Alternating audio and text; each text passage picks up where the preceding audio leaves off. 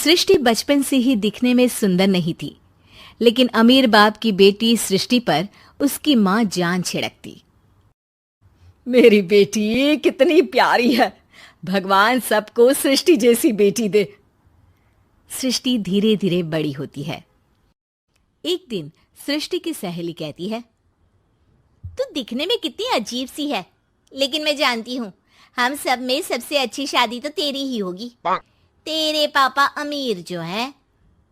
और बता नहीं सकते यार, दहेज तो हर कोई देता है, ये क्या ज्यादा ले जाएगी अपने पति के लिए? अरे बड़े शहर में कोठी है इसके पापा की। अरे पापा की है ना, कौन सी इसकी है? इसकी होती तब तो कोई भी लड़का इससे शादी कर लेता। अरे पापा की मतलब पापा की है तो मेरी ही है ना?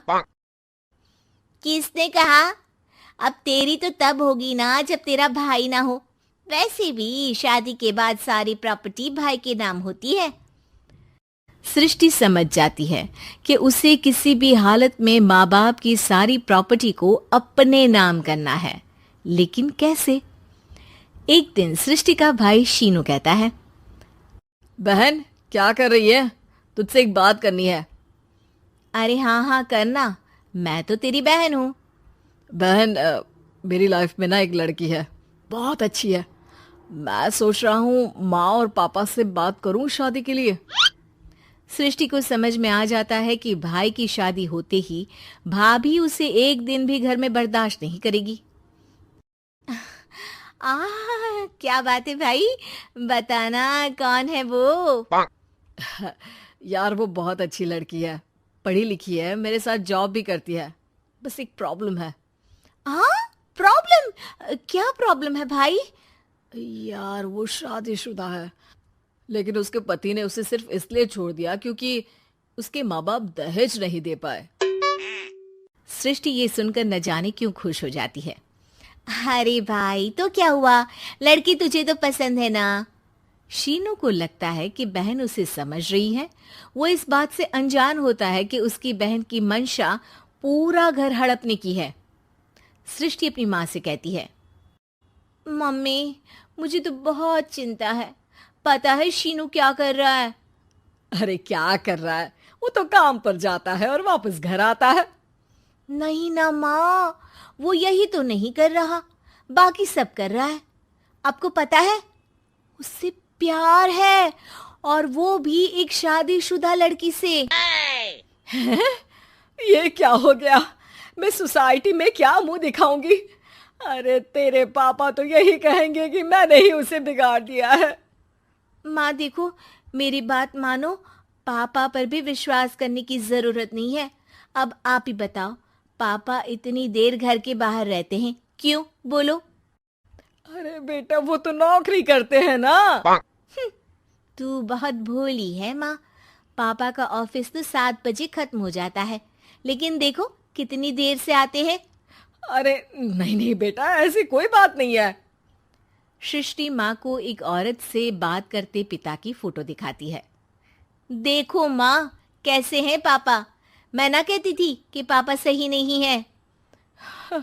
मैं तेरे पापा से बात करूंगी, दे फोटो मुझे। ओ माँ, वो तो डिलीट हो गई। लेकिन चल, तूने तो देख लिया ना। पापा से बाद में बात कर लेना, और हाँ मेरा नाम बिल्कुल मत लेना। हाँ माँ। अब क्या था, सृष्टि के माँ और पिता के बीच झगड़ा होना शुरू हो जाता है। सृष्टि के मन में क्या चल रहा था कोई नहीं जानता था। एक दिन, माँ सृष्टि के लिए एक लड़का देखा है, वो लोग शाम को उसे देखने आने वाले हैं। और हाँ माँ, एक खुशखबरी, मैं और पापा मिलकर एक नया बिजनेस ट्राई कर रहे हैं। शाम को लड़का आता है, सांवले रंग का। सृष्टि को तो बिल्कुल भी पसंद नहीं आता।